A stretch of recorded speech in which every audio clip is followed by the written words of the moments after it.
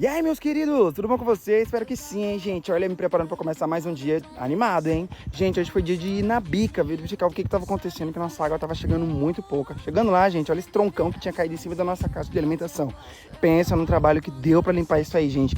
Mas com muito esforço, muito trabalho mesmo, gente. A gente conseguiu limpar. Olha aí, ela limpinha, prontinha e a água voltou aí pra nossa casa. Gente, cheguei em casa e levei um baita susto. Olha essas mudinhas, já estavam todas nascendo. Já em seguida, gente, já fui logo pra minha cozinha. Gente, olha como é que ela tá ficando. Olha como é que ela tá ficando linda. Eu tô todo orgulhoso mostrando pra vocês, ó, gente. Eu espero, gente, que vocês tenham gostado. Um beijão, até a próxima.